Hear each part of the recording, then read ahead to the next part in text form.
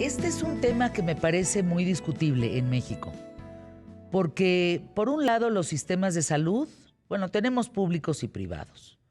Los públicos podríamos decir son caros, no todo el mundo tiene acceso a, y los privados, perdón, los públicos son un desastre.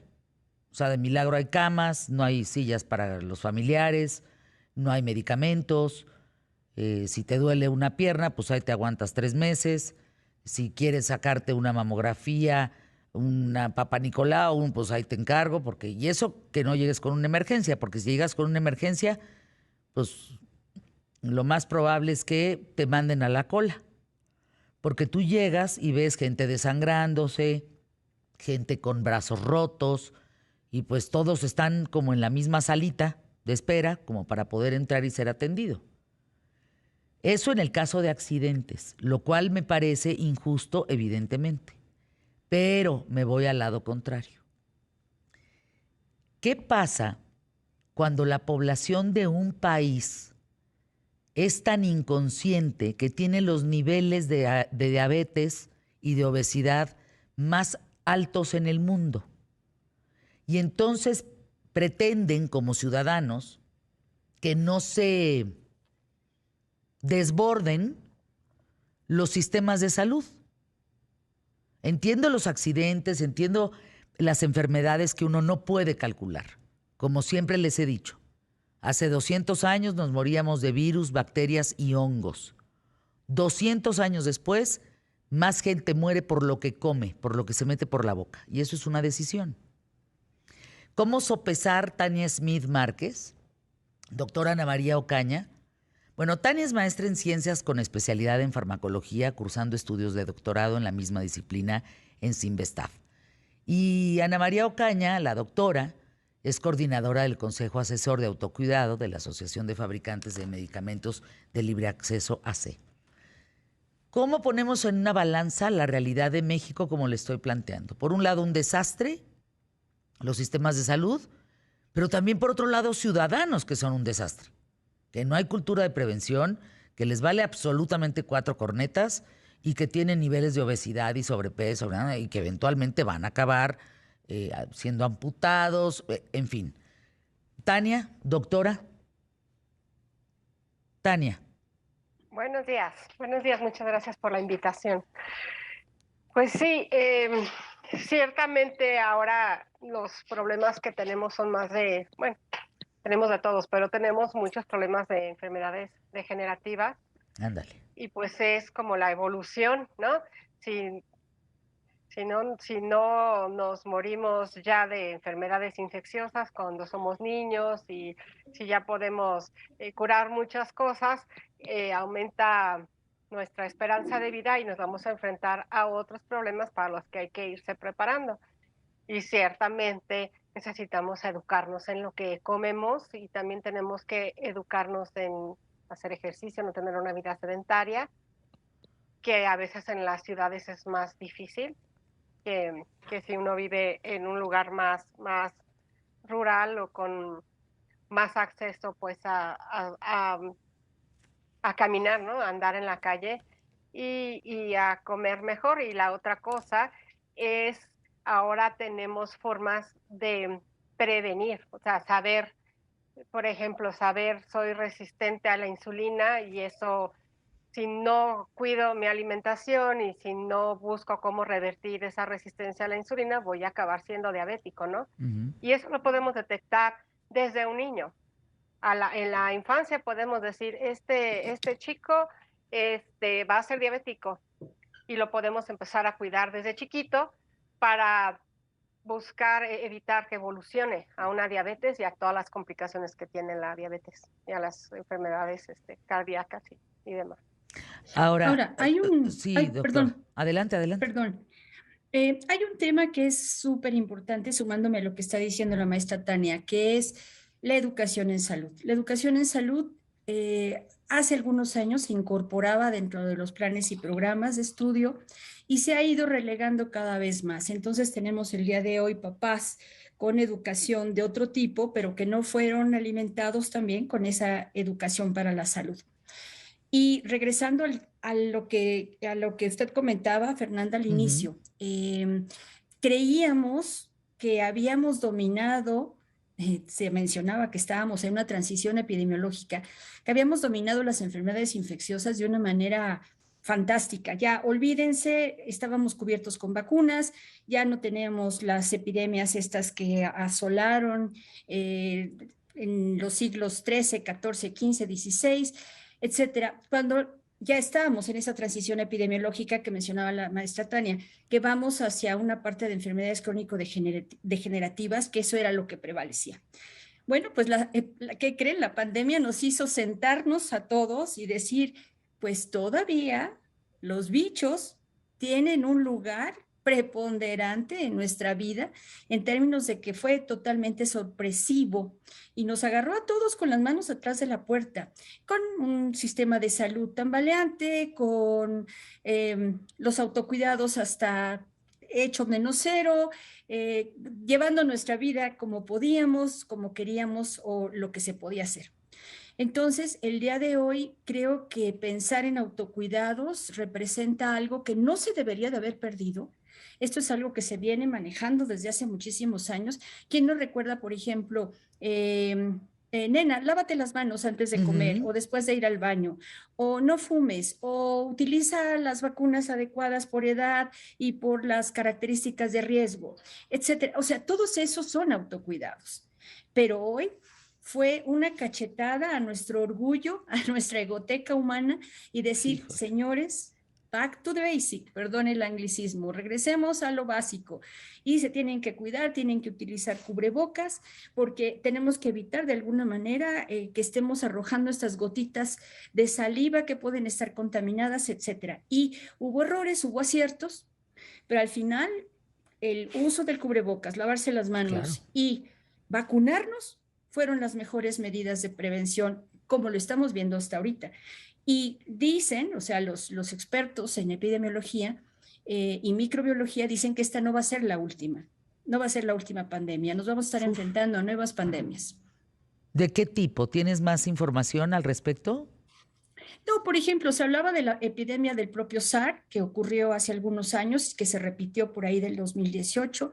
Tenemos ahora la del coronavirus. Seguramente coronavirus va a estar repitiendo su ciclicidad cada X tiempo.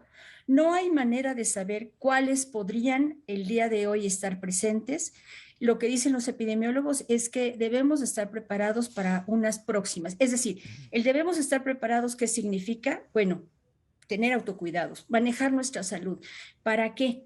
Para que nos enfrentemos a esto en las mejores condiciones que podamos tener para salir adelante.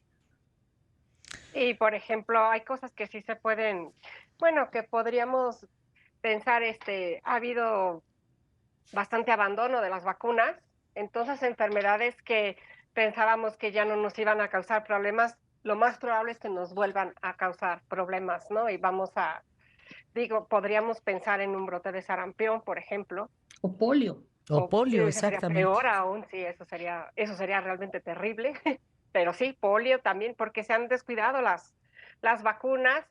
Y bueno, en el colegio antes, como dice la doctora, ¿no? Para meter a tu hijo al kinder tenías que llevar la cartilla de vacunación. Si no, no te aceptaban al niño en el kinder. Es que por Y eso es muy llegamos a ser el importante. país más importante de vacunación en el mundo. Estábamos muy acostumbrados a vacunarnos, y bueno, aún ahora, ¿no? Vamos a ver a los centros de vacunación y aquí hay colas y colas y colas, ¿no? Necesitamos vacunarnos, necesitamos no perder ese hábito de las vacunas. Y, por ejemplo, también eso que dice la doctora, lavarse las manos. Somos una cultura, digo, siempre hemos sido una cultura limpia, siempre hemos sido de que vienes de la calle y te lavas las manos. En cuanto entres a tu casa, lo primero que haces es lavarte las manos, ¿no? Y no abandonar eso. Y pues los hábitos alimenticios son un problema grave porque la verdad es que también tenemos menos tiempo para cocinar y comemos cualquier cosa. Y luego comemos cualquier cosa y te sientas en la computadora todo el día. Ahora, también tenemos una mezcla impresionante de cultura en términos de educación para la salud. Tenemos unas mezclas también tremendas en cuanto al acceso al agua potable o al agua limpia. Tenemos hoy un problema, como lo estamos viviendo en Monterrey, con las sequías o en Sonora. Entonces, todos esos factores están interactuando para que nos demos cuenta que tenemos que poner en nuestras manos algunas soluciones y retomar el control que podamos tener sobre nuestra salud. Este asunto, por ejemplo, sí, ¿sigo? Sí, Perdón. tenemos un minuto para ir a anuncios, para que podamos concretar, por favor. Va. El Día del Autocuidado es el 24 de julio. ¿Por qué se eligió esa fecha? Porque es cuidados de 24 horas durante los 7 días de la semana. Eso me parece no solamente poético, sino algo muy fácil de recordar. Y autocuidado significa quererme, conocerme, saber con qué recursos cuento, qué puedo hacer a mi favor, no solamente en una fase aguda o una fase de prevención primaria, con medidas de prevención general, como podría ser aliméntense bien, coman frutas y verduras, hagan ejercicio, etcétera, etcétera, sino también con protección específica, como podría ser el uso de anticonceptivos, si no queremos un embarazo imprevisto, o el utilizar vacunación, decíamos también, y también implica el manejo de nuestras propias enfermedades crónico-degenerativas. ¿Cómo puedo mantenerme como diabético sano? Soy una persona con Exacto. diabetes, pero al mismo tiempo bajo Equilibrado. control. Exacto. Exacto. ¿Y se puede? Sí, claro. Sí, claro. Sí, Las preguntas del público. ¿Podrían definirme autocuidado? ¿Tiene que ver con prevención, sí, Tania? sí, claro. Ah, Sí, perdón. No, adelante. sí, doctora. Sí, sí tiene que ver con prevención y también tiene que ver, como decía hace un momento, ¿no? Ya tengo diabetes y ahora, ¿qué hago? ¿No? Ujú. Porque pues la diabetes, ya que tienes diabetes, eso es irreversible, pero sí se puede controlar para evitar que progrese, ¿no? Pues, así como, por ejemplo, también una infección por VIH también se controla y se evita que progrese y se puede vivir bien, puede uno vivir bien. Eso es el autocuidado, ¿no? Saber qué tenemos que hacer y después hacerlo, porque de mucho nos sirve saber lo que tenemos que hacer si no lo hacemos. Ahora, para el año 2030, menos de la mitad de la población, esto es un dato importante, menos de la mitad de la población, somos 7.800 millones de habitantes. Menos de la mitad va a tener acceso a servicios básicos y esenciales de atención médica. ¿Qué les dice esto, doctora Ana María Ocaña? Es brutal, ¿eh? Sí, es brutal y tenemos que No, empezar pues, a trabajar ya con mucho de lo que significa nuestra propia salud. Yo solamente quiero complementar un poco la definición de autocuidado, que son todas las prácticas que hacemos con el objetivo de mantener nuestra salud y bienestar y así mejorar nuestra calidad de vida. Y esto es una definición que maneja la propia Organización Mundial de la Salud, dado que esto es un tema, además, importantísimo, no solamente para México, sino para todo el mundo. La búsqueda de implementar los autocuidados en la vida cotidiana significa reflexionar qué puedo hacer yo el día de hoy por mi salud y la de mi familia y la de mi comunidad. Entonces, esto implica tratar de no saturar los servicios de salud y si en la noche tengo un dolor de cabeza, que ya conozco mi dolor de cabeza, tengo un problema, vamos a suponer, de una sinusitis porque vivo en una gran ciudad y entre otras cosas tengo alergia al smog y al polvo de la ciudad. Entonces ya sé que tengo una sinusitis que tengo que estar manejando de manera crónica. Bueno, entonces tener en la casa el medicamento adecuado para que si en la noche tengo dolor de cabeza pueda levantarme y tomar mi medicamento. Y si en un par de días esto o en un día no se resuelve, es tan importante como que tengamos que acudir al médico y saber que puedo acudir al médico. Pero ya hice yo algunas maniobras fundamentales que me permiten justamente controlar esas molestias. Pero va desde eso, que sería en una fase aguda un problema, hasta lo que mencionábamos, ¿no? El embarazo en adolescentes y hablar con las adolescentes y los adolescentes y darles educación sexual. Entonces, escojamos nuestras batallas. ¿Qué batallas podemos discutir aquí o pelear aquí? conocernos, esa es la parte más importante, conocernos nuestra propia salud, conocer nuestras condiciones de salud, reconocer qué recursos tengo a mi alrededor para poder trabajar en ello. No necesitamos un gimnasio estúpidamente caro, si me permiten la expresión, ni Sí, no, necesitamos, de verdad no necesitamos eso, ¿eh? francamente, no, o sea, con que salgamos a caminar y nos Bueno, lo vivimos en disciplinemos. pandemia, doctora. Si Correcto. algo nos quitaron fueron los gimnasios, ¿verdad? Y tuvimos que hacerlo en casa con una pared. Correcto. Así es. Podemos hacerlo en casa, podemos salir a caminar a un parque, podemos, vamos, la verdad son tantas de las cosas que tenemos a nuestro alcance Exacto. que las podemos hacer y eso nos va a ayudar a evitar mayores riesgos. Para eso son los autocuidados, para prevenir los riesgos y mantener nuestro esquema de vacunación. Olvídense de todo lo que se ha dicho más allá de si sirven o no sirven. Las vacunas sirven. Ninguna vacuna que sale al mercado, vamos a decirlo así, va a tener problema específicamente. Todas pueden tener una reacción secundaria, eso es igual, pero eso puede ocurrir con cualquier cosa. Hasta el agua nos puede dar reacciones secundarias si excedemos la toma de lo que Por corresponde a supuesto. nuestro cuerpo, ¿no? Dirían todo en Entonces, exceso es malo, ¿eh? Punto. No hay más. correcto. Sí, claro. Ahora, te Porque preguntan por también, acá si en el autocuidado entran los medicamentos de libre acceso. Correcto. Los Bien. medicamentos de libre acceso tienen una función muy específica. Se ha satanizado mucho en México la automedicación. Sin embargo, cuando el paciente conoce su enfermedad y conoce el tipo de medicamentos que puede utilizar, puede hacerlo, justamente. Eso es lo que se está buscando para No, que bueno. en ese proceso de poder utilizar un medicamento de libre acceso sea el que yo necesito y estoy con el conocimiento pleno para qué me sirve, cuánto tiempo lo debo de tomar y en qué condiciones no tomar. Oigan, el dato, no, espérense. Según el gobierno, el régimen actual, las especialidades que más se necesitan en las instituciones de salud pública de México son las siguientes. Médico internista, hay 1,753 vacantes. Médicos urgenciólogos, 1,728 vacantes. Ginecología y obstetricia, 1,752 vacantes. Pediatría, 1,517. Y anestesiología, 1,367. Esto es grave. Es un número brutal. Sí, y lo ideal es que esto se pudiera trabajar a nivel multisectorial. Es decir, requiere también intervenir, ok, si hay ese número de plazas, la formación de los médicos debe de ir aparejada o emparejada con esto. Pero ese es otro tema. O sea, y ¿Qué desgraciadamente tal? rebasa nuestro nivel en este momento. La Organización Mundial de la oigan, Salud dice el autocuidado es el concepto que se definió en 1983 por primera vez. Tu comentario, Tania, te escuchamos.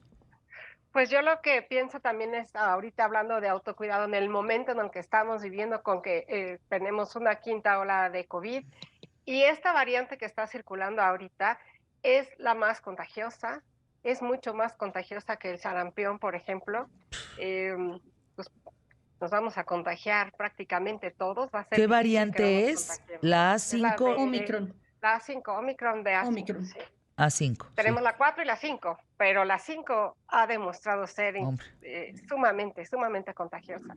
Entonces, si somos positivos, debemos ser responsables y aunque no me sienta mal, debo aislarme. Y debo aislarme hasta que yo tenga una prueba de antígeno negativa. Claro. No es cierto que se quita a los 5 días. A los 5 días... Mira, doctora, tuve una discusión, ya mejor ni digo con quién. A mí me dio hace unas semanas este bicho de Omicron. En lo que me fue muy mal fue en el insomnio, el resto me fue muy bien. Yo a los 5 días me dicen, es que ya regrésate a trabajar porque no contagias. Le dije, yo no regreso a ningún lado hasta que mi prueba diga negativa. Aunque tenga que invertir en las pruebas que tenga que invertir, una al día si es necesario. Pero yo no vuelvo hasta que salga negativa. Me parece irresponsable decirme, ya no contagias. ¿Tú cómo sabes que no contagias? Mientras la prueba de antígeno sea positiva, contagias. Así de, es así de, o sea, el PCR es mucho más sensible. Tú puedes tener una prueba PCR positiva por meses y ya no ser contagioso. Pero la carga viral que tienes con una prueba de antígeno, mientras la prueba de antígeno sea positiva, contagias aunque sea una rayita. A mí luego me mandan las fotos de las pruebas que Te compran voy en a mandar farmacia, la ¿no? mía. Es una Está rayita la casi rayita. imperceptible.